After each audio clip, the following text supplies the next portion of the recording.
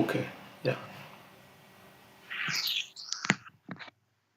মানস দেহ গেহ जो किछु मोर আর প্রিয় তুয়া পাদে নন্দ কিশোর মানস দেহ গেহ जो किछु मोर আর প্রিয় তুয়া পাদে নন্দ কিশোর संपदे विपदे जीवन मरणे दाय मम गेला तुआ उपद बराने मारो भीरा भी जो इच्छा तुहार नित्य दास प्रति तुआ अधिकार जन्म भी मोय इच्छा जड़ी तोर भक्त भी है जनी जन्म होए मोर कीट जन्मा होए जथा तू दास बहिर्मुख ब्रह्म जन्मे नाही आस भुक्ति मुक्ति स्पृहा विहीना जय भक्त लभते ताको संगा अनुरागा जनक जननी दायता तानाय प्रभु गुरुपति तू सर्वमय भक्ति विनोद कहे सुनो काना अधनथ तुहामार पराना मानसो देह गेह जो किछु मोर আর প্রিয় তুয়া পাদে নন্দ কিশোর। Translation. Mind, body, and family, whatever may be mine, I have surrendered at your lotus feet, O youthful son of Nanda. In good fortune or in bad, in life or at death, all my difficulties have disappeared by choosing those feet of yours as my only shelter. Slay me or protect me as you wish, for you are the master of your eternal servant. If it is your will that I be born again, then may it be in the home of your devotee. May I be born again even as a worm, so long as I may remain your devotee. I have no desire to be born as a Brahma averse to you. I yearn for the company of that devotee who is completely devoid of all desires for worldly enjoyment or liberation. Father, mother, lover, son, lord, preceptor, and husband, you are everything to me. Thakur Bhaktivinoda says, O Khana, please hear me, O Lord of Radha, you are my life and soul. So this is coming in the category of Atma Nivedan in the Sharanagati prayers. And it's similar to the last verse of Shikshashtakam, that Krishna, you may do anything as you wish. You may embrace me or you may trample me under your feet. You may ignore me or you may be merciful to me. But in all cases, you will always be my most worshipful Lord unconditionally. So this is unconditional love for Krishna. And having full faith that, taking shelter of the lotus feet of Krishna, chanting his holy name, I'll be saved in good fortune or in bad, in life or death. All my difficulties will disappear taking Krishna's lotus feet as my only shelter. And my only desire is that if I take birth again, then may it be in the home of your devotee, and may I always remain in association of those devotees that are pure, that don't have any other desire but to serve you. And even if I am born as a worm, let me be your devotee. And you are everything to me. You are my father, you are my mother, you are my beloved, you are my son, you are my husband, you are everything to me. Yes, Prabhuji. You are my life and soul. You can add some. Nirmama, Nirmamo, Nirahankara, right? Sukha Dukha, Sukha Dukha, Saduka Shami. Shami. Sukha Dukha? Shami. Yeah. So Nirmamo means nothing is mine. And if nothing is mine, then whose it is? It is Krishna's. So one thing is that nothing is mine, and then everything belongs to Krishna. Krishna, you only gave everything to me. It's yours only. So you gave me this house, you gave me this body, you gave me the money. So everything is yours, Krishna. You only have given it to me. So this is the mood of Bhaktivinoda Thakur.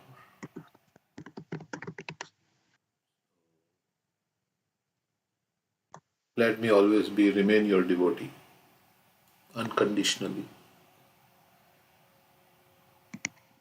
Wherever I go in this Brahmanda,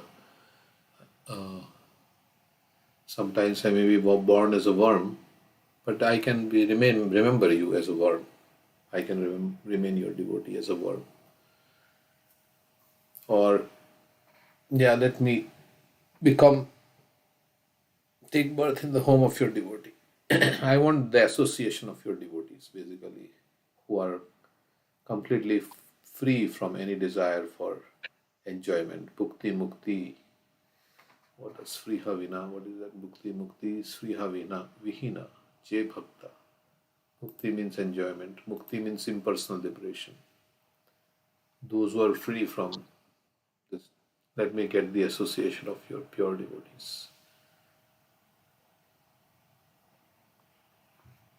So I always yearn for the company of that devotee. You are everything to me. So this is like sold out. We say sold out. The devotee is sold out to Krishna, the pure devotee. And Krishna is also sold out to his pure devotee. Like Chaitanya Mahaprabhu said, yeah, he can sell me in the market. He can sell me in the I am his property. He can do what he likes with me. So just as devotee offers himself to Krishna, Krishna also offers himself to the devotee. And also to Sanatan Goswami, Chaitanya Mahaprabhu says, your body is my property and I will use your body for my purpose. Like to do great things. Even in the conversation between Ramananda Rai and Chaitanya Mahaprabhu, he said, I am the stringed instrument and you are playing the instrument. You are the one who is playing. So I am speaking, but you are actually inspiring me to speak. So And Srila Prabhupada also says, I'm a puppet in your hands. You make me dance as you like. and to Arjuna he says, yeah, you become an instrument. I have already killed everybody. But you just become my instrument. So like that, many examples. Okay, so I was also remembering this verse in Srimad Bhagavatam, like Bhaktivinoda Thakur is saying, if I have to take birth, let it be in the home of the devotee. Parikshit Maharaj is saying in this verse, again offering obeisances unto all you Brahmanas, I pray that if I should again take my birth in the material world, I will have complete attachment to the unlimited Lord Krishna, association with his devotees, and friendly relations with all living beings. Dayaya Sarvabhuteshu Santushti Kenava, something like that. I will have kindness for all living entities and attachment to you also, Krishna. Okay, so with Krishna and Krishna's devotees, even Prahlad Maharaj says that please put me in the association of your devotees. So, right, he says that please put me in touch with your pure devotees.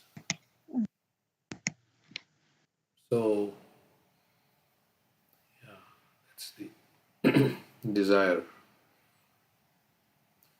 In Narottam Das Thakur also says that Janame janame hoye abhilash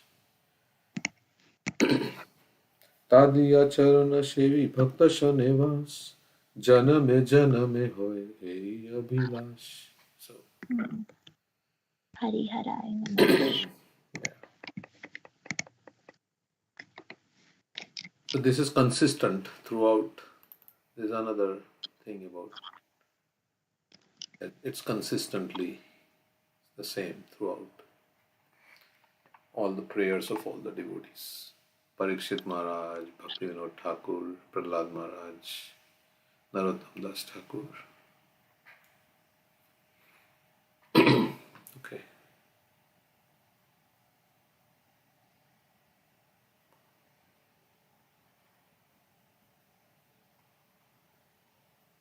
Anything else on this song?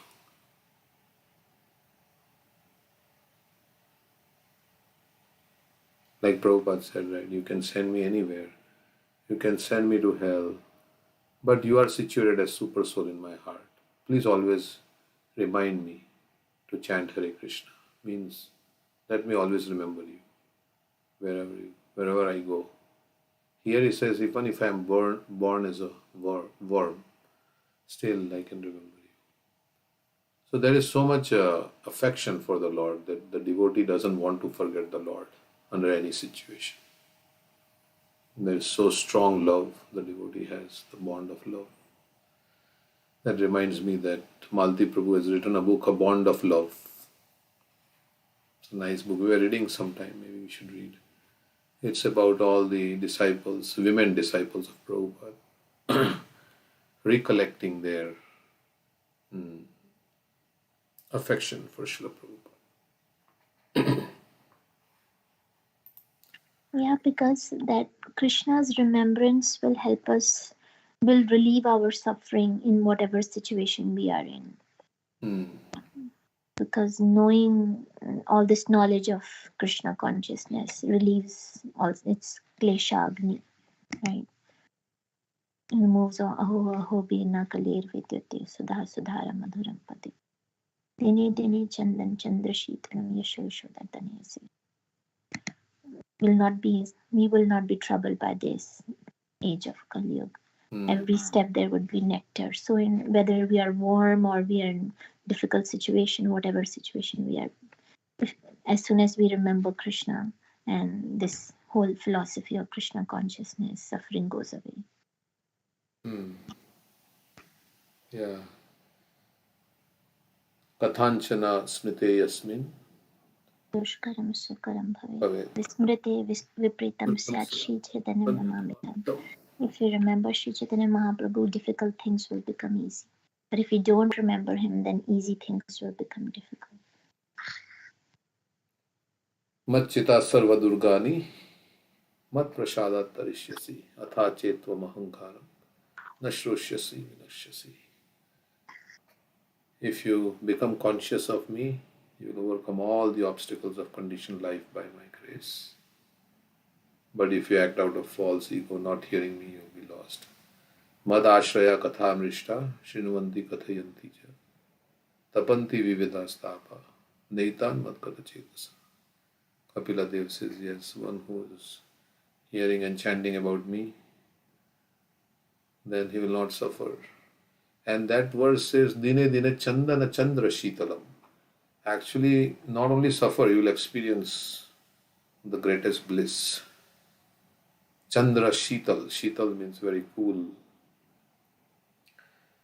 Like Nityananda Prabhu's lotus feet are described as cooling as millions of moons. So, like that. So if we take shelter of the Lord, then we'll feel very happy. In this blazing fire of material existence, which we are in, Sansara Davana. Bhava Mahadava Nirvapanam. Taking shelter of Krishna is taking shelter of the holy name also. Yeah, because Krishna's. Yesterday I saw one a short video in which Srila Prabhupada was talking about some incident that he said one time Narad Muni said to Lord Krishna that um, I don't know what kind of magic or hypnotism you have. The Pandavas are your devotees, and they went through so much suffering. They are 12 years of exile, and his wife was insulted, and other also even Duryodhana wanted to kill Bhima, and all suffering they went through.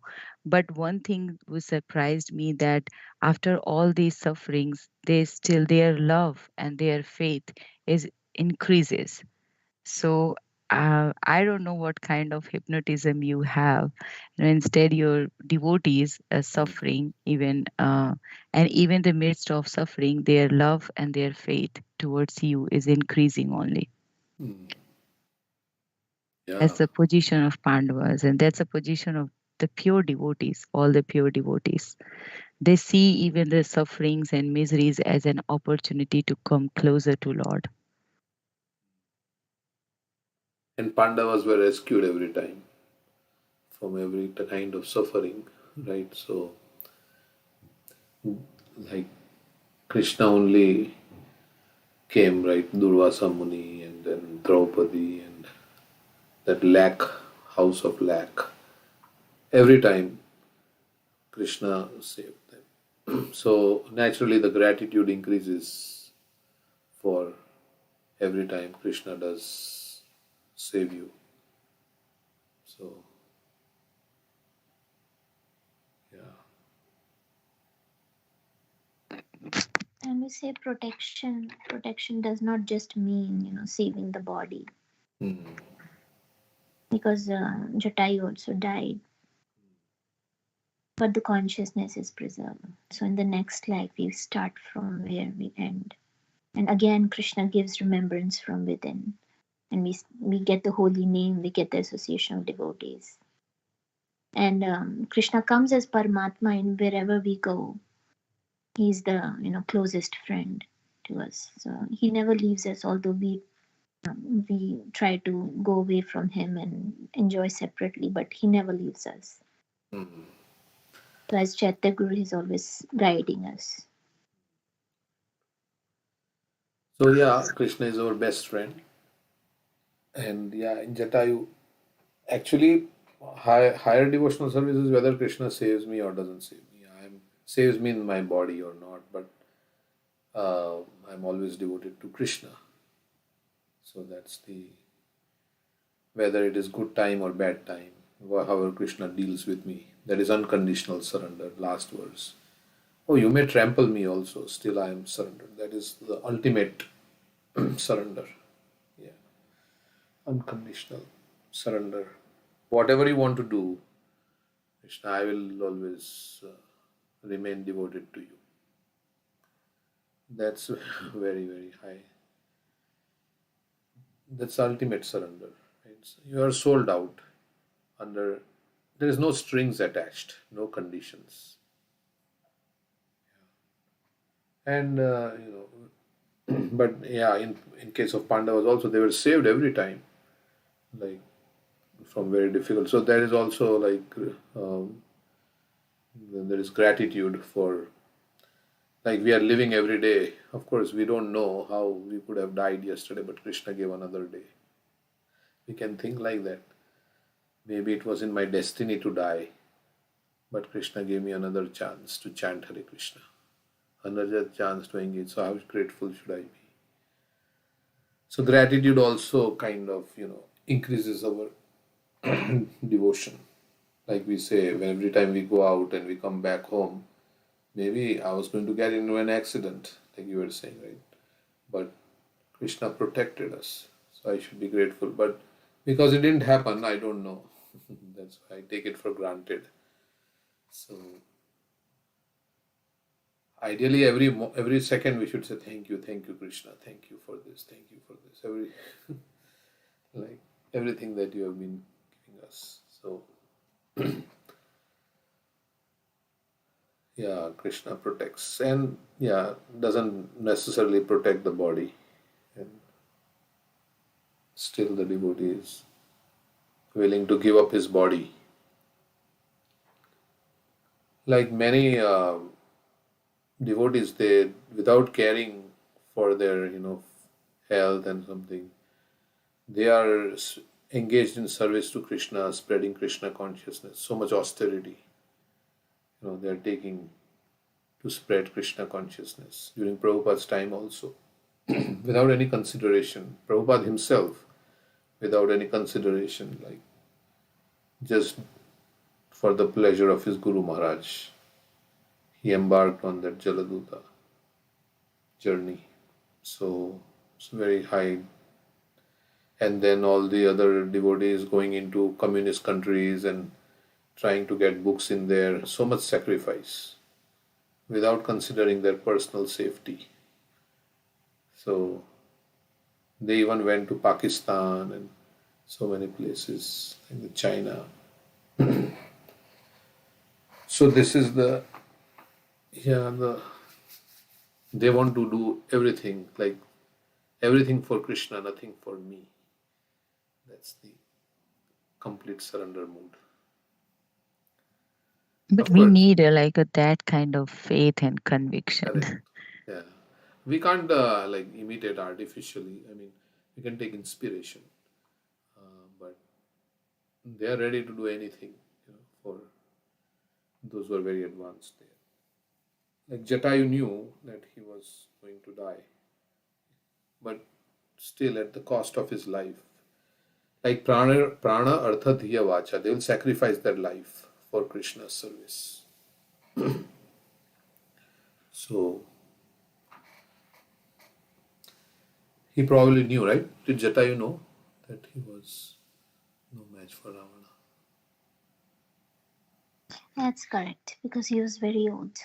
But he was trying to delay Ravana, because Ravana had calculated that Muhurat to be that, if something is stolen in that Muhurat, it's never returned. So he was trying to delay him so that the Muhurat changes. So it's amazing. Ravana is also looking at Muhurat. Yeah, he was a great astrologer and very smart also. Not understanding that Lord Ram can change any Muhurat. Everything is. Sometimes astrology is given higher importance than devotional service. Oh, this Muhurat and that. Like, I should move into the house in this Muhurat. Like, sometimes we think like that, yeah, this Muhurat and this kind of Vastu has to be there. So that, and we should do, I mean, if it's possible. But if you are in devotional service, then you don't need all this. Of course, now you have to be, sometimes people say, no, you have to be a pure devotee. Then you don't need. So that is also there. If you're not pure devotee, you have to consider this Muhurat and all this thing. But we also say that whatever Krishna does in our life is his mercy only. So we learn from whatever happens in our life. So, and then that's called Ananya Bhakti also, that we are only surrendering to Krishna and not to anything else. So if we go to Vastu or astrologer, that's not surrender to Krishna, right? But sometimes devotees say, this is also Krishna's system. I don't know. Like in our temple, we had the Vastu discussion. Which direction this should be, which direction deity should face, and all these things. We call it a Vastu expert. Yeah, I mean, Srimad Bhagavatam talks about pure devotional service, and we don't hear about astrology there. So, but then they say you have to be in pure devotional service. So, and that's the process of becoming pure, is to take shelter of only Krishna, not anything else. Yeah, if you have taken like that shelter, then there is no. But then sometimes they say, no, you are not completely taken shelter of Krishna. So you need all these things. So I don't know. Brahma Muhurta actually is always auspicious time to chant, actually. I don't know, that has to do with astrology. No? Brahma Muhurat. Early morning and Gadhuli, when the cows come back, to home. Yeah, but any time is auspicious to chant actually. Yeah. Because if you are doing chanting, then even 12 o'clock at night, of course, ideally we should chant always, but we are not at that point. So, yeah, Brahma Muhurat, they say like that, early morning hours. Good. Yeah, you were saying something. No, I was saying that you're saying that the direction and timing, the Muhurat, but in the most of the temples, even in ISKCON Dwarka in Delhi, also there's my sister was telling me that they have some behind the, I think behind the DT or somewhere, the Garuna is also there. So there's a by offering your obeisance, everybody has a particular direction. In that direction, you have to pay the obeisance. Even they are not paying obeisance in, and they're not putting head in front of deity. Even there's some different direction is there. So she was saying that why you are not doing that, then they explain that why. So maybe even in the Ekadashi also, there's a fasting time in the Dwadasi, how in which time is appropriate to break your fast or something. So yeah, that's what I'm just thinking, that it also has an the process that to follow.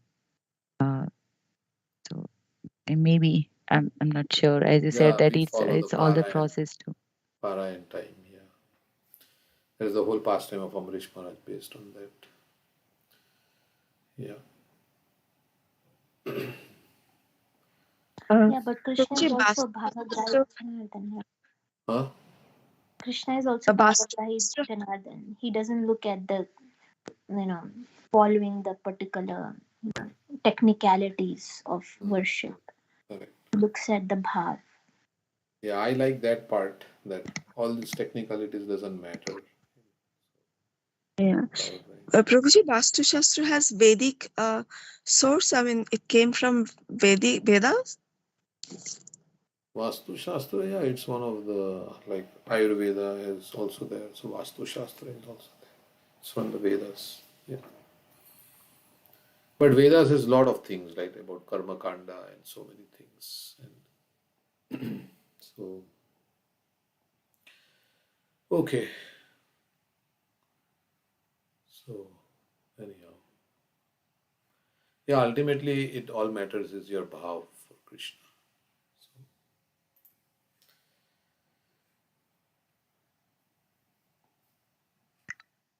I mean, we had Vamshidas Babaji, right?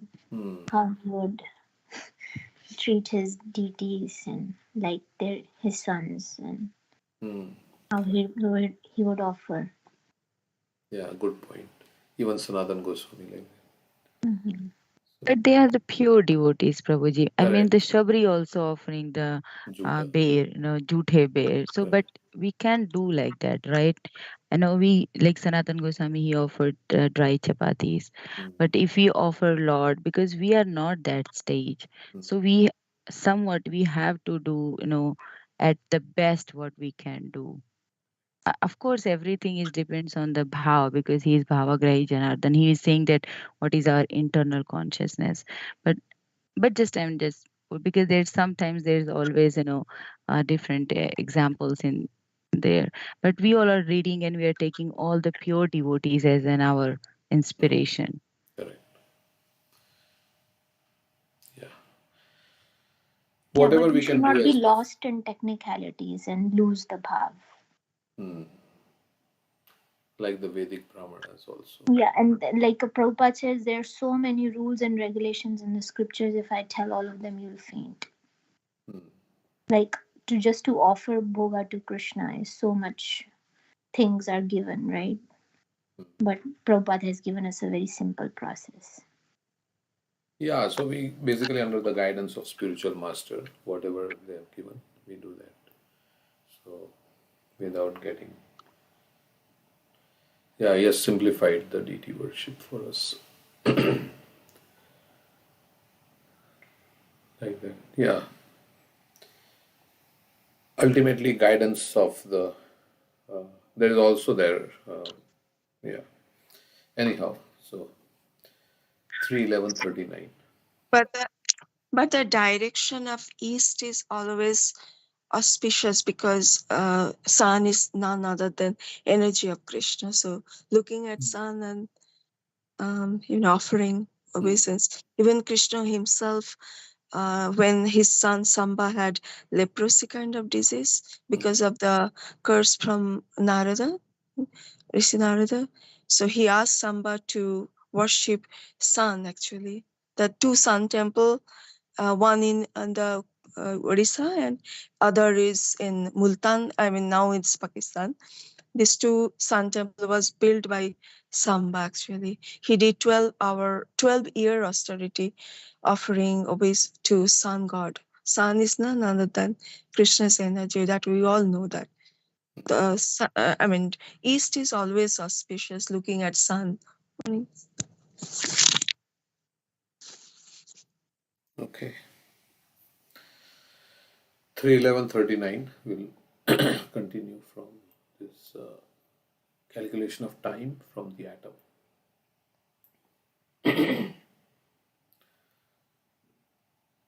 कालोयम परमानाव आदिर द्विपरार्धान्ता ईश्वर नैवे शितुम प्रभुर्भुम्ना ईश्वरो धामा maninam.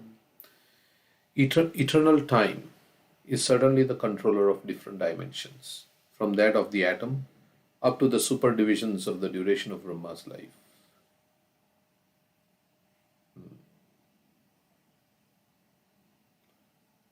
But nevertheless, it is controlled by the Supreme.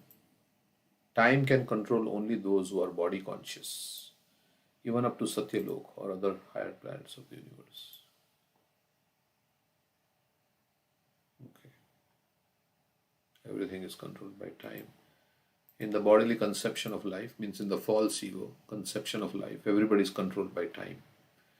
So everybody in the material world is more or less in the bodily conception of life.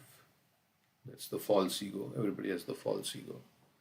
And that's why they are controlled by time. But those who are not body conscious, those who are in this Krishna conscious, spirit soul conscious, as part and parcel of Krishna, they are not controlled by time. That's what this verse kind of implies. Time can control only those who are body conscious, even up to Satyalok or the other higher planets of the universe.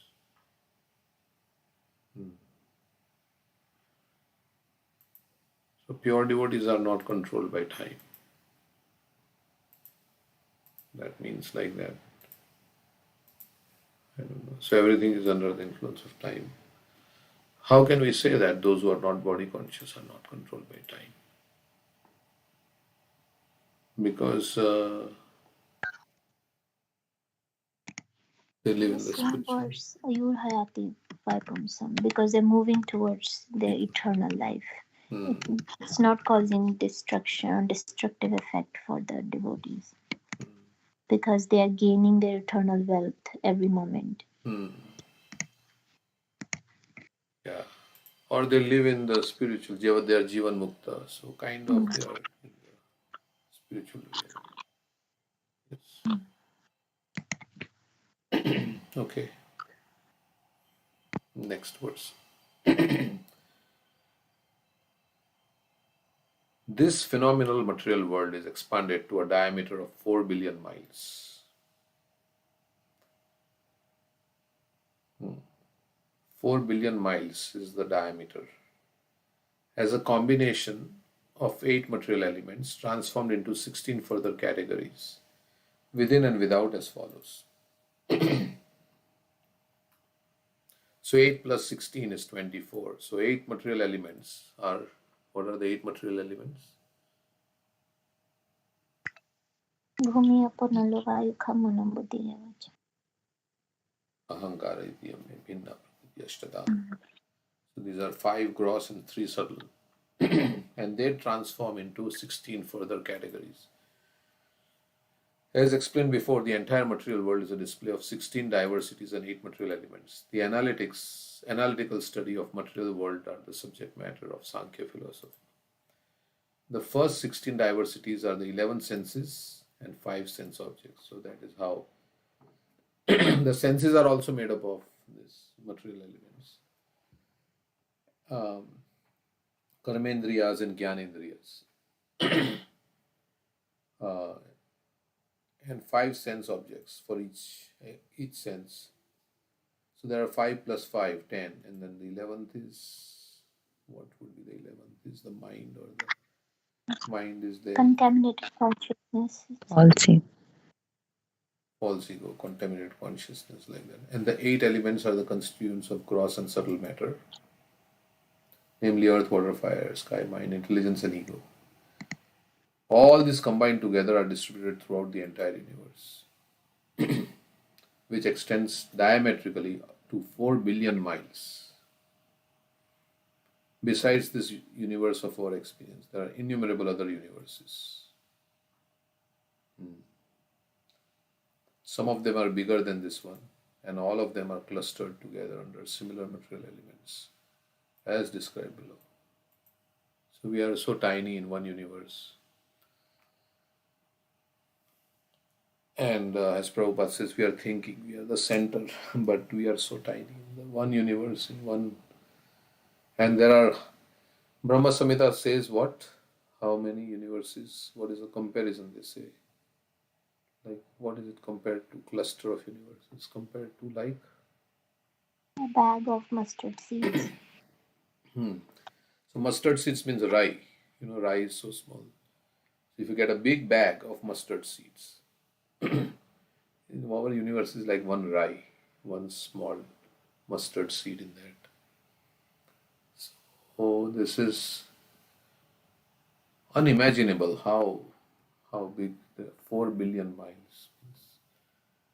How big is this material world? And then how much is the spiritual world? How many times more bigger? material world is called as Ek Pad Vibhuti, and the spiritual world is 3 Pad, right? So it is 3 times So bigger. 3 times. So this is how it is. Okay, so it says, the layers or elements covering the universes are each 10 times thicker than the one before. So there is a layer around the universe, and each one is more 10 times thicker than one before. And all the universes clustered together appear like atoms in a huge combination. So there is a layer of earth. I don't know what it means, but there is earth, there is a shell of earth. Then you come to the shell of water, which is 10 times thicker. We have to see the structure of the universe, how we understand this. The coverings of the universe are also constituted of the elements of earth, water, fire, air, ether, and so on. And each is 10 times thicker than the one before. The first covering of the universe is earth, and it is 10 times thicker than the universe itself. So we know every universe is like a bubble in the ocean, causal ocean, right? In which one Brahma is there. There are so many bubbles. They are floating in the causal ocean. And each one has Brahma in there. So outside the bubble, maybe there is some covering. If the universe is 4 billion miles wide, then the size of earthly covering of the universe is 4 billion times 10. The covering of water is 10 times greater than the earthly covering. So what it means? 4 billion times 10 means 40 billion is the covering of earth. I don't know what it means. The covering of water is 10 times greater than the earthly covering. The covering of fire is 10 times greater than the watery covering. And the covering of air is 10 times greater than that of the fire. The covering of ether is 10 times greater still than that of air. And so on. As if 4 billion miles was not enough. It's like still you have more covering. So, and we have to go through all these coverings to the spiritual sky. So it's a long distance, right? I mean, 4 billion miles. The universe within the coverings of matter appear to be like an atom in comparison to the coverings. And the number of universes is unknown even to those who can estimate the coverings of the universes.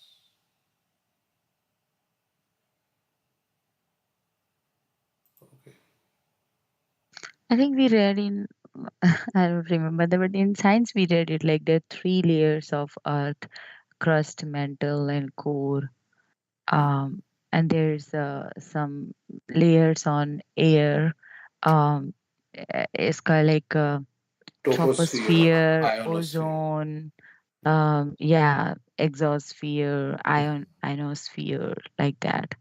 I don't know how many of them, like 6 or 5, something like that in there. So Correct. So is it the maybe that same is or? so. But earth covering, I don't know what means the earth covering, because you when you go up from the, like in our modern understanding of the Eh, thing, I yeah, I think don't know if you it's go, go up or down, but I know that there are 3 covering of that. I remember that the crust is that on the label, that outer layer, and there's middle layer that is called mantle, and the last one, inner layer, is the core, the innermost. But I don't know that it's on the upper side or you are down saying that to of the the earth. earth, right? Earth has It's Earthly. from the center. Center is the core. There are not only 3, there are more layers, geologic or physics in terms of. So there are more. Mantle is the liquid, that lava is coming, that layer. So there are multi layers from the core of the earth. but that is going inside the earth, right? I mean, you go Yeah, inside. core is the center. The We are talking earth about universe radiance. means the whole universe, and there is outside the universe there is a covering, as I understand. Okay. There is nothing outside the universe in terms of modern physics. Hmm. So everything is universe. Okay. The Supreme Personality of Godhead, Sri Krishna, is therefore said to be the original cause of all causes. So, thus, the spiritual abode of Vishnu is eternal without a doubt, and it is, all the abode, it is also the abode of Mahavishnu, the origin of all manifestations. Lord Mahavishnu, who is resting in Yoga Nidra on the causal ocean, is and creating innumerable universes by his breathing process, only temporarily appears in the Mahatattva for the temporary manifestation of the material worlds. He is a plenary portion of Lord Shri Krishna, and thus, although he is not different from Lord Krishna, his formal appearance in the material world as an incarnation is temporary. The original form of the personality of Godhead is actually the Swarup, or the real form, and he eternally resides in Vaikuntha world, Vishnu Lok. The word Mahatmana is used here to indicate Mahavishnu, and his real manifestation is Lord Krishna, who is called Param, as confirmed in Brahma Samhita 5.1. Ishvara Parama Krishna Sachidananda Vigraha Anadiradir Govinda Sarva Karana Karana. The Supreme Lord is Krishna, the original personality of Godhead, known as Govinda. His form is eternal, full of bliss and knowledge, and he is the original cause of all causes. So that's the end of this chapter. It is very like analytical time and all these things. So I think let's look at the other chapter. Creation of the Kumaras and others. Maitreya Uvacha Iti te varnita shatah kalakhya parmatmanah mahima veda garbhotha yata yathas rakshin nibodhame. Sri Maitreya said, O learned Vidura, so far I have explained to you the glories of the form of the Supreme Personality of Godhead in his feature of Kal. Now you can hear from me about the creation by Brahma, the reservoir of all Vedic knowledge. So now Brahma's creation is describing. Brahma first created the nascent engagements like self-deception.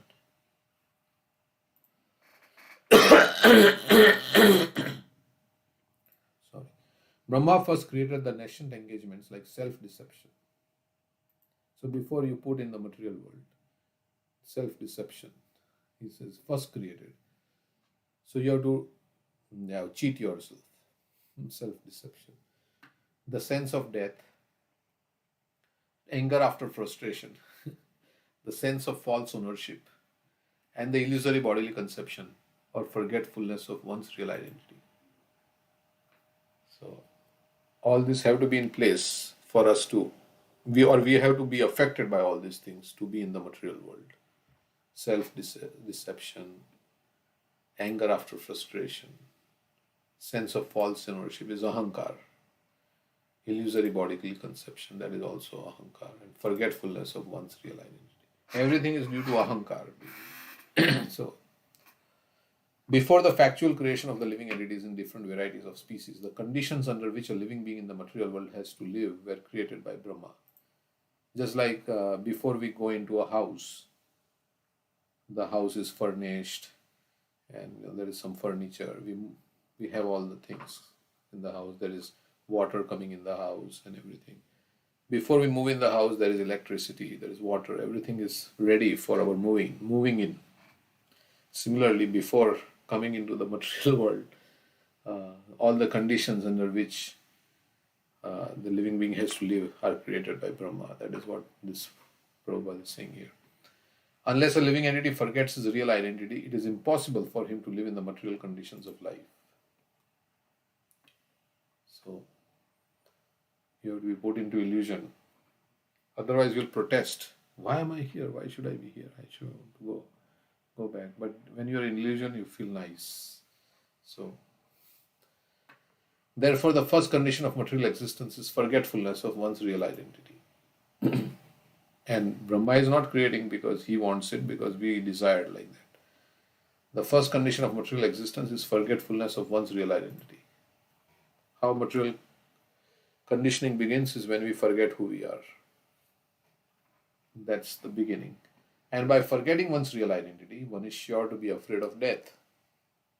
Yeah, because we are thinking, I'm going to die, but the soul never dies. So that is the sense of death. Self-deception is like forgetful of who we are, and then there is the sense of death because of that. And by forgetting one's real identity, one is sure to be afraid of death. Although a pure living soul is deathless and birthless. This false identification, which verse? The living soul is deathless and birthless. Bhagavad Gita.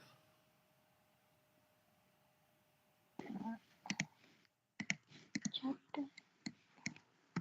न जायते न जायते मृतेव कदाचिन्नायं भूत्वा भाविता न भूयात् अजनित्यो शाश्वतोऽयं पुराणो न हन्यते अनुमानश्यति. No jayate mriyate. No birth, no death. So if you come to spiritual platform, you will become fearless. Why? One reason is because nothing, all this death and all these things is not happening to me when you are in spiritual consciousness. So, like when Krishna went inside Yamuna and he was in the coils of Kaliya, everybody was very afraid. Yashoda wanted to go inside. Everybody wanted to save Krishna. But Balramji was smiling.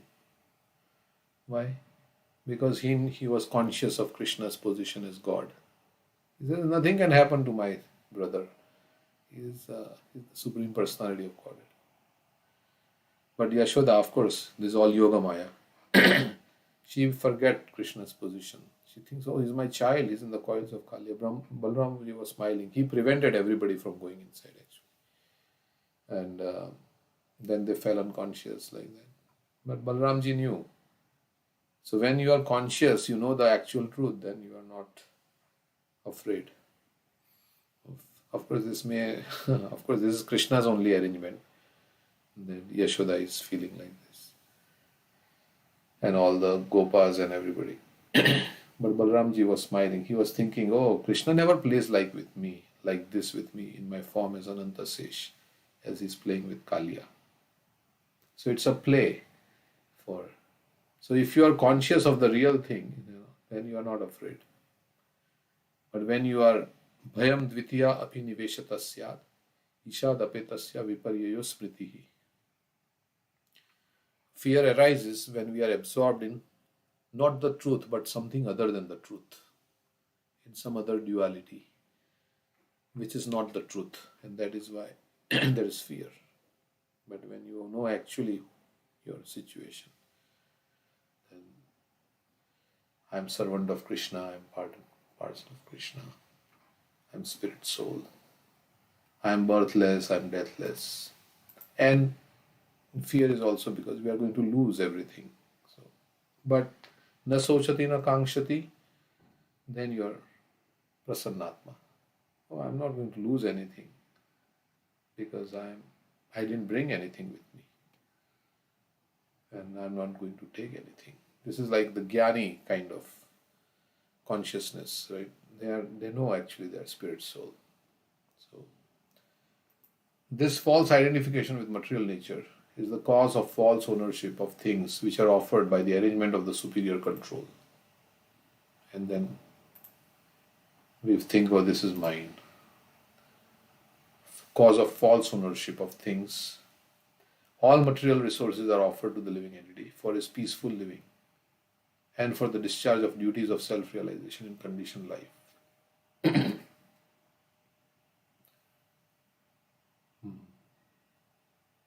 So everything is complete. Om Purnamada Purnamidam Purnat Purnamudachyate. Krishna has given us all the facility to become self-realized. So all these resources are offered also because we want to forget Krishna, all this is created. But then he has also given us facility to become self-realized if we want. But due to false identification, the conditioned soul becomes entrapped by sense of false ownership of the property of the Supreme Lord. So we are claiming Krishna's property as our own. So we are thieves. Actually, everything belongs to Ishavashyamidam Sarvam. And whatever exists belongs to the Supreme Lord. Everything animate and inanimate is controlled and owned by the Supreme Lord. So we have to be in that consciousness that yes, it's in my possession, but it is ultimately Krishna's, as Bhaktivinoda Thakur the song says. But due to false identification, the conditioned soul becomes entrapped by a sense of false ownership of the property of the Supreme Lord. So this is also another point of peace formula, right? Mama Bhuta Maheshwaram, Krishna is saying, I am the proprietor, the controller.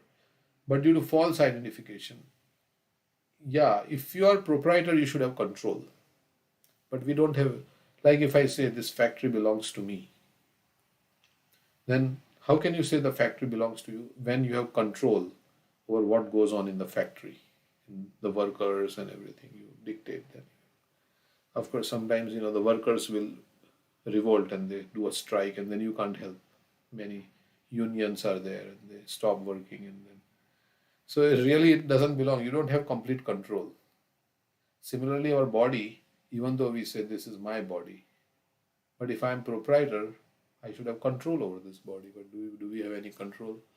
No control over this body. There is no control on what's going to happen with this body. So I'm not really the proprietor in that sense. So proprietor and controllership go together. If you are proprietor, you also have control. And we don't have control over anything in this world. So we are not really the proprietors also.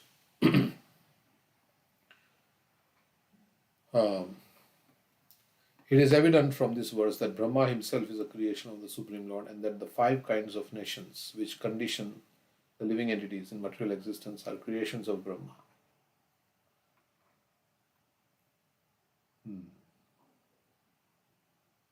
It is simply ludicrous, it's ridiculous, to think that the living entity to be equal with the Supreme Being, when one can understand that the conditioned souls are under the influence of Brahma's magic wand. Patanjali also accepts the 5 kinds of nations mentioned herein. These are the 5 kinds of ignorance. 1, 2, 3, 4, 5. Okay. Next verse. Any comments that you can say? Seeing such a misleading creation as sinful task. So Brahma has to do all this self-deception. He feels not very enthused by this. To mislead somebody. So he's thinking this is a very sinful task. Yamaraj also has to punish all the living entities. Those who are compassionate, they don't like to do all these kind of things. Mislead and punish. But they have been given the service. Why? Because to facilitate the jiva's desire or to correct the jiva. Seeing such a misleading creation as a sinful task, Brahma did not feel much pleasure in his activity, and therefore he purified himself by meditation on the personality of Godhead. Like we read about how Yamaraj has the task of punishing the criminals. And he doesn't feel like good, so he came down as Vidur because he wanted to preach the glories of the Lord. And he's here. Yamaraj is Vidur is hearing from Maitreya Muni. So they don't like to do this. Then he began another term of creation. Although he created the different influences of nations, Lord Brahma was not satisfied in performing such a thankless task. But he had to do it because most of the conditioned souls wanted it to be so. So we desired, and Brahma put that. Lord Krishna says in the Bhagavad Gita 15:15 that he is present in everyone's heart and is helping everyone to either remember or forget. The question may be raised why the Lord, who is all merciful, helps one to remember and another to forget. Actually, his mercy is not exhibited in partiality towards one and enmity towards another. The living entity as part and parcel of the Lord is partially independent because he partially possesses all the qualities of the Lord. So we are Anu, Krishna is Vibhu, so we have the quality of independence in a minute degree. Anyone who has some independence may sometimes misuse it due to ignorance. When the living entity prefers to misuse his independence and glide towards nations, the all-merciful Lord first of all tries to protect him from the trap. Sometimes people say, why the Lord did not prevent us from coming to the material world? There's some question asked. Just like if my child is playing with a knife, then I'll take away the knife from him.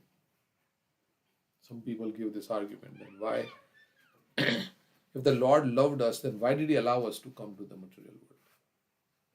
So let's see what Prabhupada. Of course, we know love cannot exist without freedom of choice. You should have the freedom to not love. Then only there is love. When the living entity prefers to misuse his independence and glide towards nations, the all-merciful Lord first of all tries to protect him. So how does he protect him? He says, no, don't go to the material world. To Prabhupada he said, you go to the material world to rescue. But when the living entity persists in gliding down to hell, the Lord helps him to forget his real position. So we are saying, like Prabhupada's son was saying, no, I want to put my hand in the fan. Prabhupada is saying, no, don't put it will hurt you, don't put. But he's insisting, persisting. So Krishna creates this. But he also comes with us, as we heard, Paramatma. And he's also trying to get us back to change our decision. The Lord helps the falling living entity glide down to the lowest point, just to give him the chance to see if he is happy by misusing his independence. As Prabhupada gave this chance to his son to see if it's pleasurable to put the hand in the fan, and he got hurt. So Krishna is saying, okay, maybe you are trying, you are thinking that you can be happy without me. Okay, I'll give you a facility to try. You try to become happy without me. Then what happens? You get hurt and then say, no, now I will not put my hand in the fan. No, I am hurt. I have not found any happiness. So that's the point Krishna wants us to come to. But it may take some lifetimes. Many lifetimes we have been in this material world. But he wants us to eventually come to this point. So that is why Yeah, that's we can never be happy in this material existence because there is repeated birth and death. How can you be happy when life can be like there is always torment? You're tormented by all the threefold miseries and janma, mrityu, jara, vyadi, and little some happiness here and there, and you have to struggle very hard. All this, how can you really be like? Example was given: fish out of water. How can fish be happy out of water? Means not that we can be happy in the material world if we are in our original conscious. Fish out of water is not just about the place, but it's about the consciousness. Because we say, if consciousness is Krishna consciousness, then you are happy. Vishwam Purnam Sukhayati. You in the material world, living in the material world, you can be happy if you're Krishna. So fish out of water is also about the consciousness. It can be also about the position. Prabhupada sometimes says you can never be happy in this material world, but it is also about consciousness. When our consciousness is like turned away from Krishna, then you can never be happy. So that's the material world. And other ways to look at it, yeah, there is just a few more years before we change the body. And changing of the body is so painful, ultimately, for, everybody. So it's not so easy. So how we can find happiness? There is no security of our situation that it will last. Almost all the conditioned souls who are rotting in the material world are misusing their independence. We are rotting. Yeah. When the wood rots, then all the fungus and everything comes on it. We are rotting. Like Vritrasur told Indra, you rot here in this material world with all your opulences and everything. I am going back to God. Use your Vajra immediately. Use your Vajra that you have and send me back home. I'll go back home back to God. You can rot here in this material world. Try to adjust your situation, in this way, that way. But it will never work out. So, almost all the conditioned souls who are rotting in the material world are misusing their independence. Prabhupada is saying rotting. And therefore, 5 kinds of nations are imposed upon them. That means, if we want to stop the rot, then we should just try to be Krishna conscious. So, because to facilitate with the 5 kinds of nations, as an obedient servitor of the Lord, Brahma creates all this as a matter of necessity. But he is not happy in doing so, because as a devotee of the Lord, naturally does not like to see anyone falling down from his real position.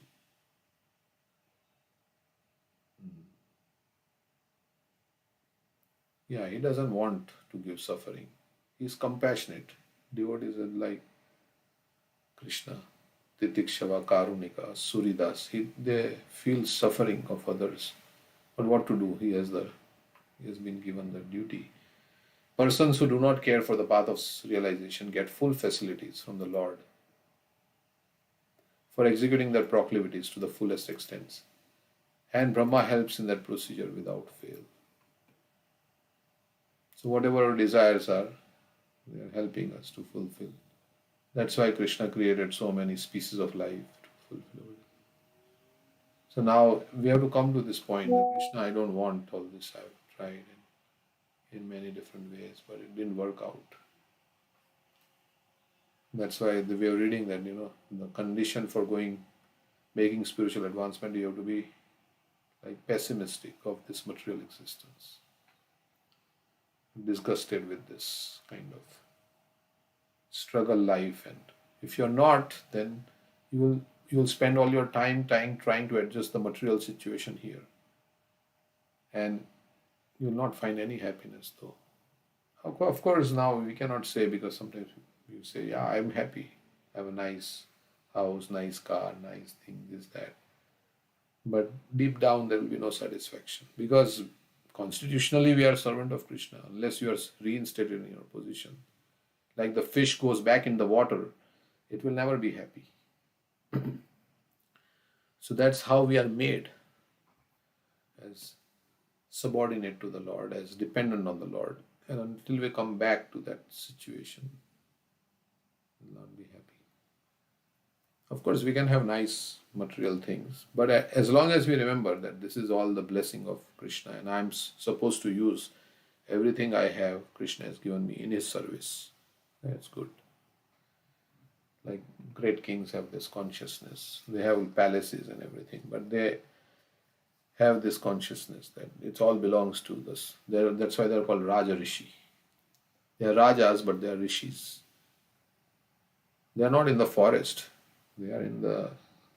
So it's about your consciousness. It doesn't matter whether you're in the forest or wherever you are.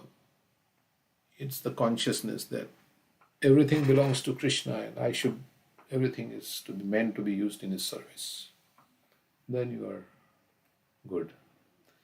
Okay, so you have heard all this, but I'm just saying for my own understanding and inspiration.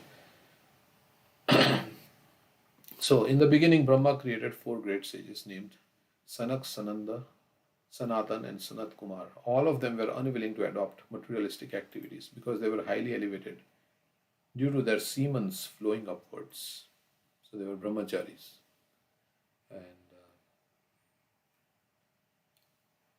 although Brahma created the principles of nations as a matter of necessity for those living entities who were destined to be conditioned by such ignorance by the will of Lord, Brahma was not satisfied in performing such a thankless task.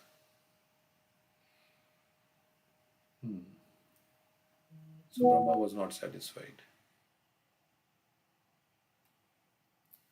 He therefore created 4 principles of knowledge: Sankhya, or empirical philosophy, for the analytical study of material conditions; Yoga, mysticism, for liberation of the pure soul from material bondage; Vairagya, the acceptance of complete detachment from material enjoyment in life to elevate oneself to the highest spiritual understanding; and Tapas, or the various kinds of voluntary austerities performed for spiritual perfection.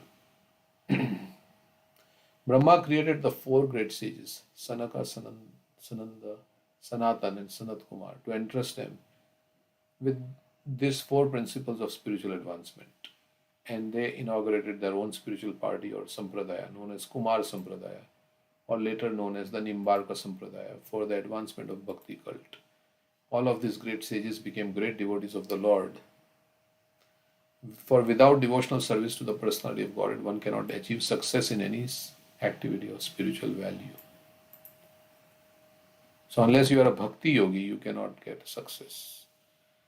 Only bhakti has to be there. Without that, you cannot get success.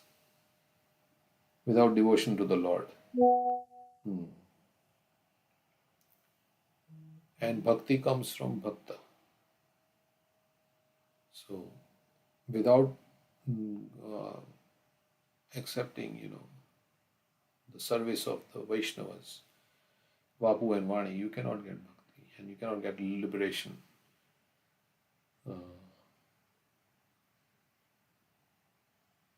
Chadiya Vaishnav Seva Nistar Paye Chikeva.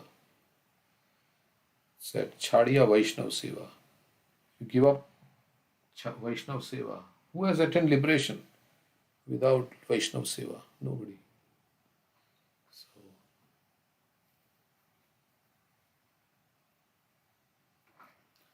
Okay. Brahma spoke to his sons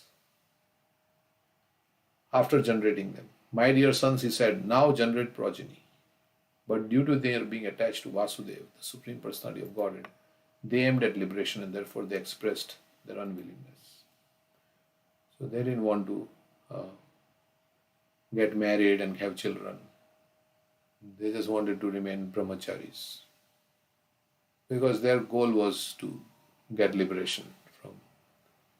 They were impersonal, So the 4 sons of Brahma, the Kumaras, declined to become family men, even at the request of their great father Brahma. Those who are serious about gaining release from material bondage should not be entangled in the false relationship of family bondage. People may ask how the Kumaras could refuse the orders of Brahma, who was their father and above all the creator of the universe.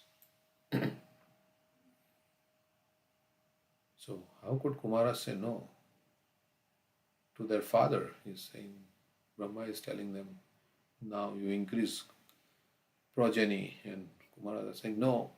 How could they say? People may ask.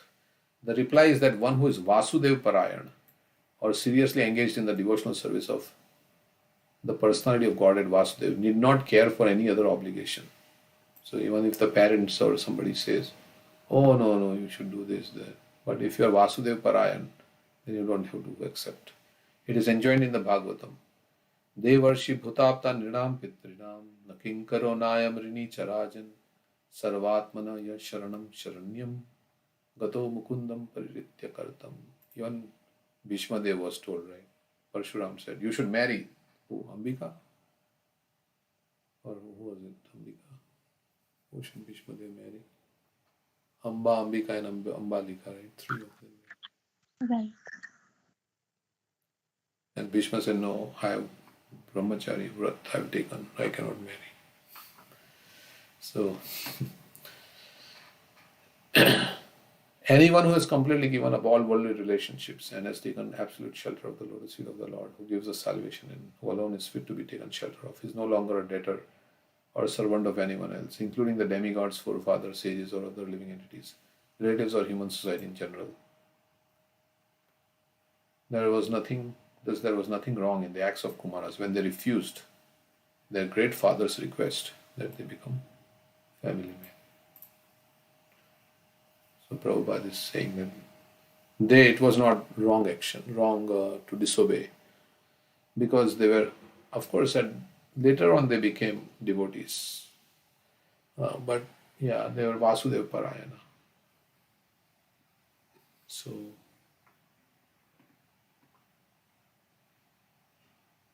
they don't have to worry. Vasudeva Parayana. Kechit Kevalya Bhakta Vasudeva Parayana. No, yeah, there is another Narayana Parasarve, Kotashana. And then there is another one, Koteshwapi Mahamune. That verse also is there. Correct. Muktanam api siddhanam narayana parayana sudurlabha prashantatma kotishvapi mahamani. Among millions of those who are liberated, one may be a devotee of Lord Krishna. And such a devotee is very peaceful and extremely rare. Yeah.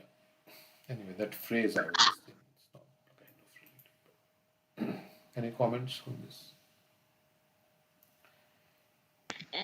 And not to say that those who enter family life are barred from progressing in devotional service, right? Because many of our acharyas are grihasthas also. But it certainly becomes more difficult. Right? So Prabhupada told even Bhakti Charu Maharaj, stay as a brahmachari and sannyasi. It is easier. Yeah, we have to see according to our consciousness. Yeah. So you have to really be like, the whole material world is based on this sex desire, Maithunagar. So it's not so easy to become free from this. Only when you're attracted by Madan Mohan, then Madan fails to attract you. Correct? Yeah, even Rishabh says that we have taken this body because for our desires for sense gratification. So we got this body for those desires, but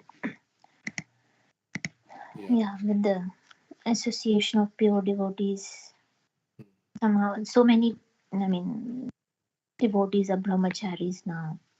They have taken the vow not to get married. Correct. Yeah, and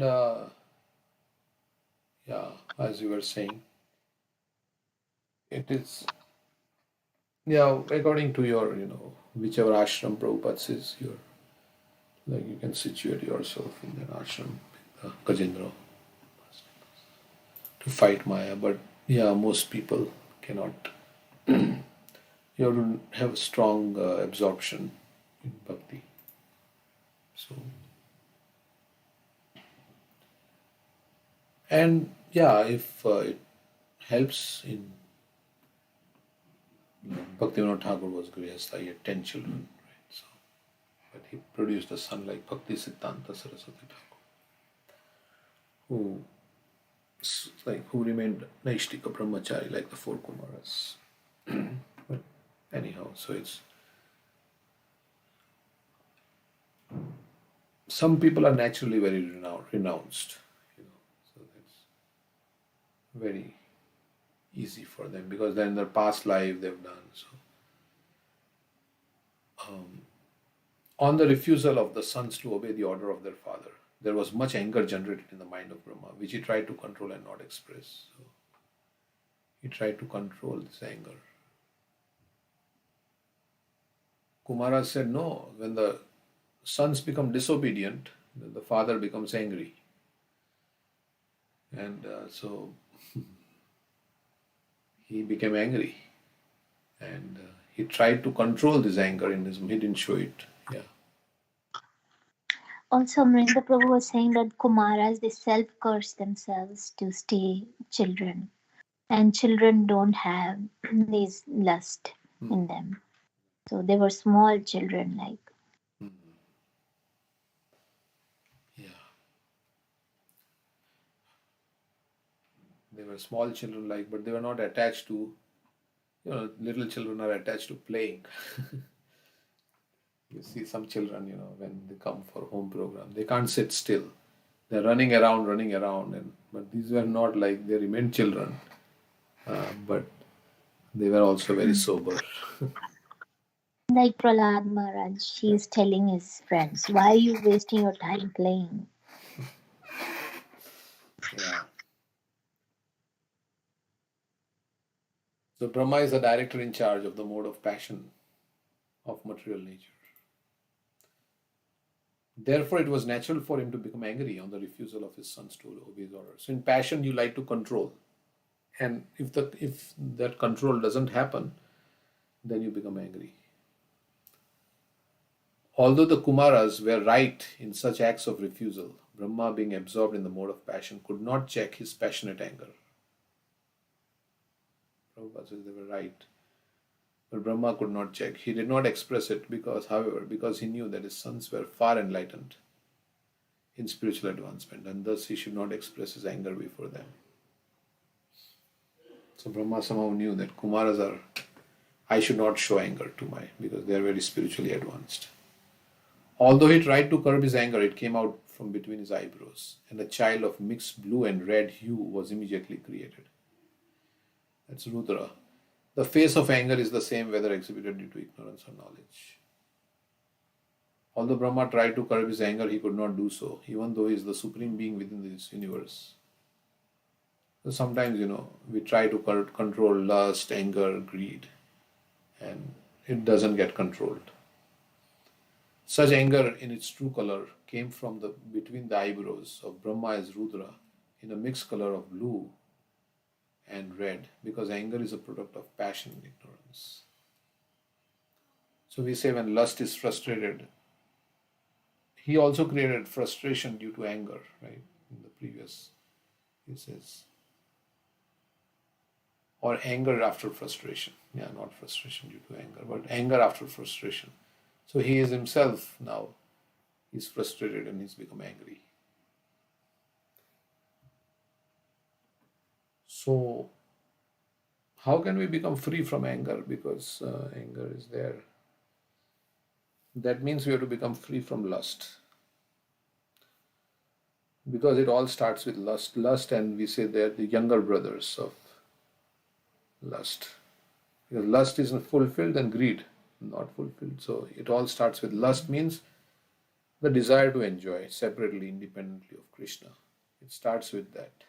And that results in anger. And lust for power also. Lust to become, you want everybody to lord it over material nature and lord it over other beings. So we want to control other beings.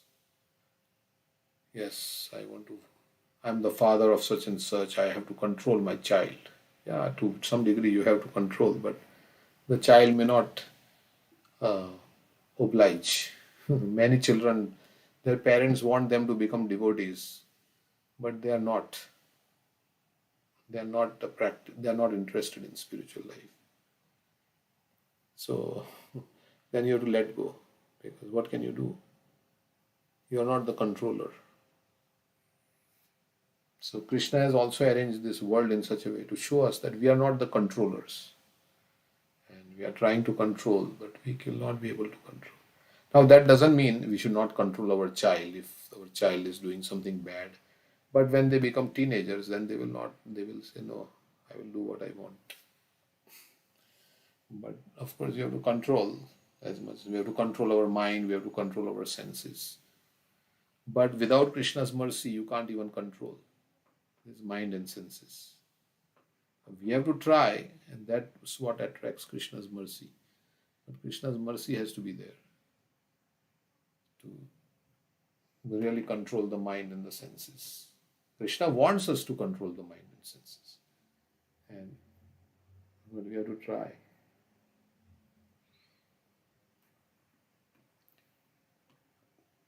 Try means, yeah, we have to have the desire, strong desire.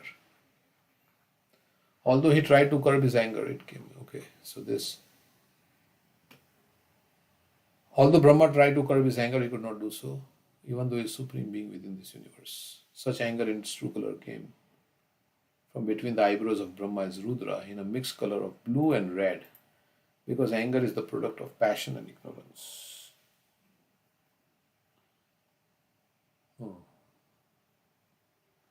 After his birth, he began to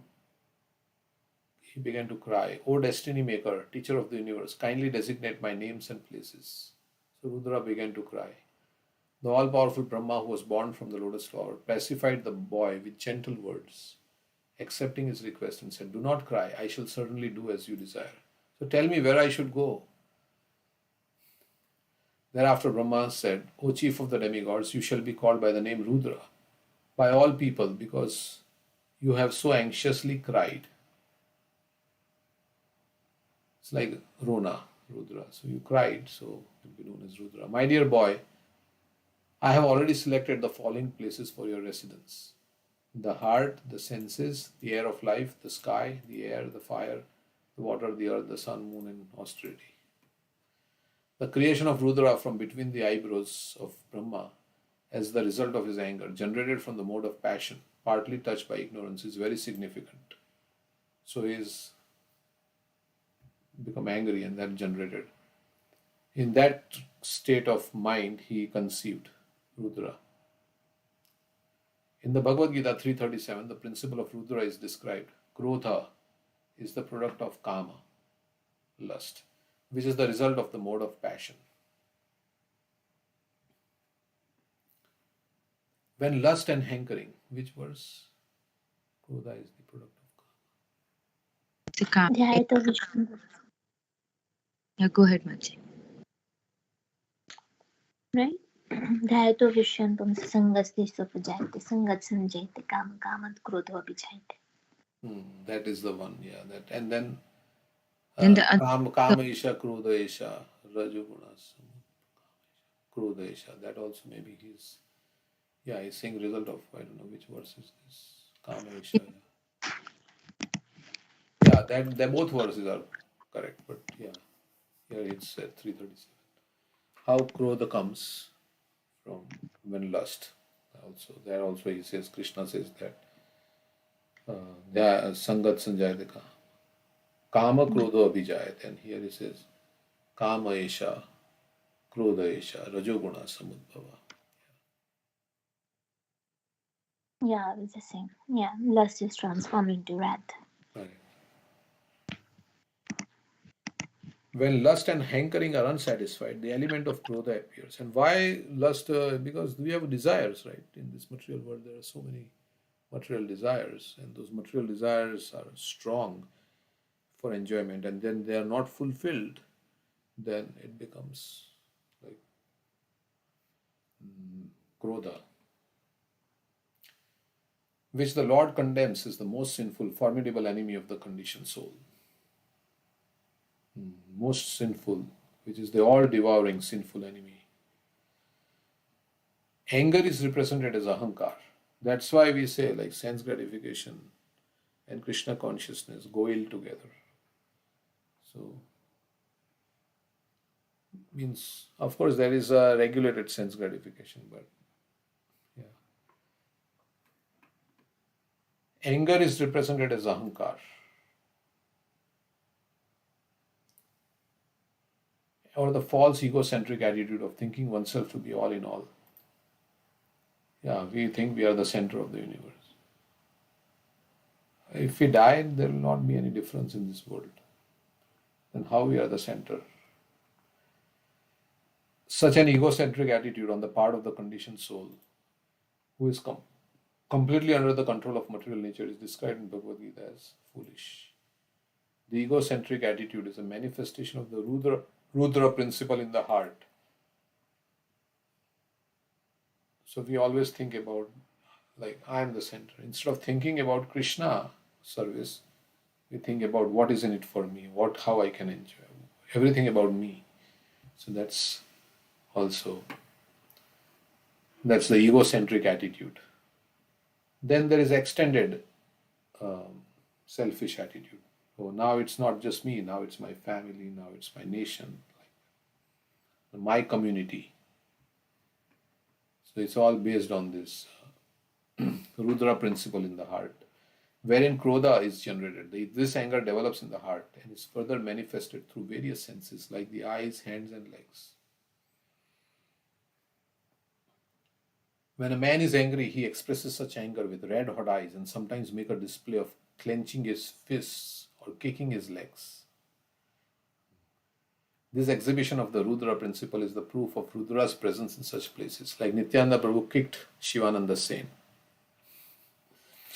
So, because Shivananda Sen, why he kicked Shivananda Sen? Because he delayed.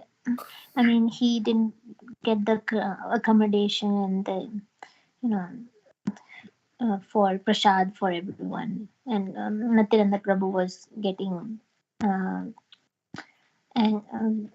he was tired and he was also hungry. Yeah, so he became very angry. But his anger is transcendental anger because he wanted to give him mercy, his lotus feet. So Krishna's anger and our anger is not same. Nrsimhadev is also very angry. When a man is angry, he breathes very rapidly. Thus, Rudra is represented in the air of life or in the activities of breathing. When the sky is overcast with dense clouds and roars in anger, and when the wind blows very fiercely, the Rudra principle is manifested. And also when the sea water is infuriated by the wind, it appears in a gloomy feature of Rudra, which is very fearful to the common man. Like when there are huge waves. So, when fire is ablaze, we can also experience the presence of Rudra. And when there is inundation over the earth, we can understand that is also the representation of Rudra. There are many earthly creatures who constantly represent the Rudra element. The snake, tiger, and lion are always representations of Rudra. So they are passion, in mode of passion. By the influence of the Rudra element, the sun becomes extremely hot and the moon becomes extremely cold. Sometimes because of the extreme heat of the sun, there are cases of heat stroke. And due to extreme coldness created by the moon, there are cases of the collapse of living conditions. There are many sages empowered with the influence of austerity, and there are many yogis, philosophers, and renouncers who sometimes exhibit their acquired power in the mode of passion. Like Shringi also became angry. So Durvasa Muni became angry.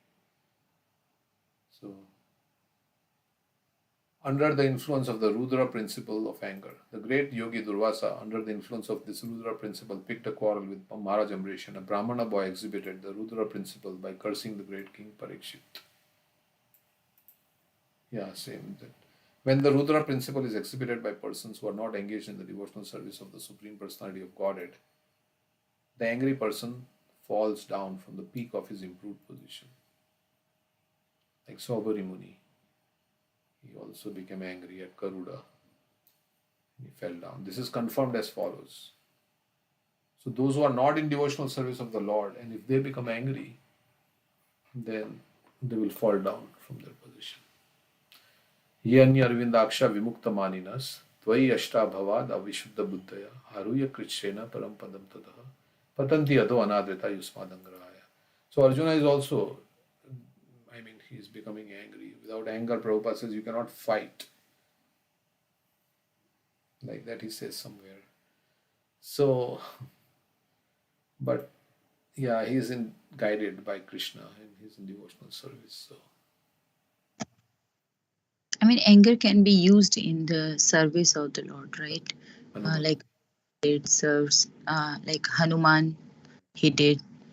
And in Nectar of Instruction, I guess it says that like Chaitanya Mahaprabhu also becomes angry when become angry the miscreant brothers like Jagai and Madhai. But that anger is different, right? One should not tolerate that insult of Krishna or his pure devotees. So if they are blasphemers, so we should show our anger and oppose it. Krodha Bhakta. Krodha Bhakta.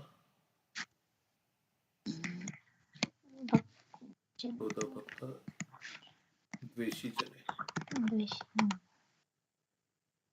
So those who are envious, Dvesh of the devotees. Show your anger. Even spiritual master becomes angry at their disciples if they don't follow properly. But their anger is controlled. Like Prabhupada would get angry, but in the next moment he'll come back to his nature. Okay. Yeah. But we should control the anger.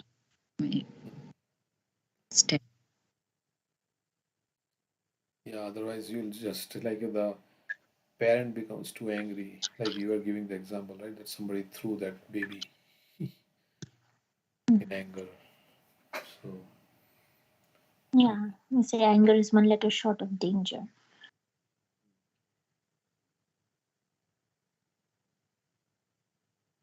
So when we realize we are not the controllers, when we have less material desires, then we'll become less angry also. When there are more material desires, then more anger will come. So it's all kind of connected. So Yeah, and more humble you are, and you're not desiring respect from others, or you don't have any expectations. Then you would say, who am I? I'm a very insignificant person.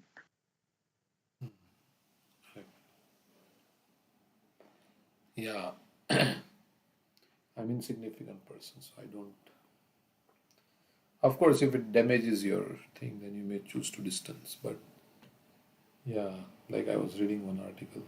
Let's read this.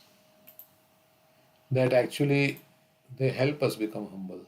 Those who are difficult people. Those who are not humble often help us to become humble. So, dealing with arrogant people can be annoying and draining.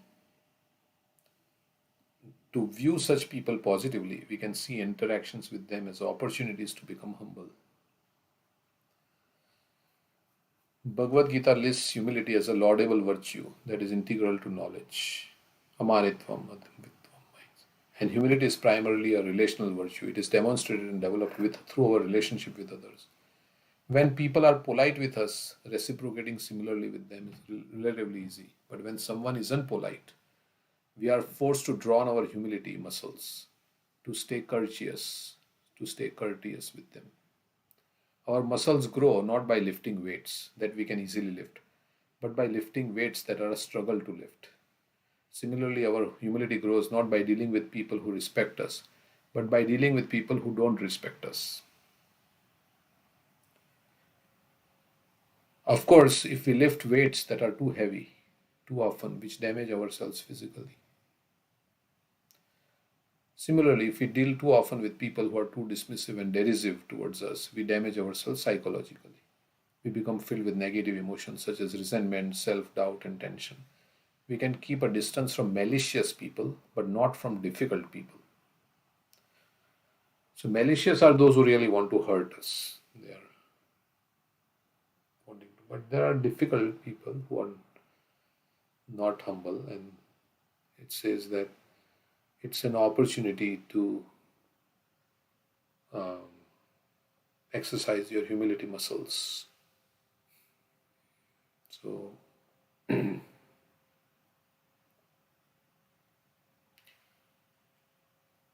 and if we are humble, then our humility may change the other person also. So, other person's attitude also, and gradually by our spirituality and humility, some humility may rub off on them too, thereby making interactions with them easier. If you are proud and they are proud and both are proud, then it cannot work. But if one person takes a humble position, then the other person may also start behaving humbly.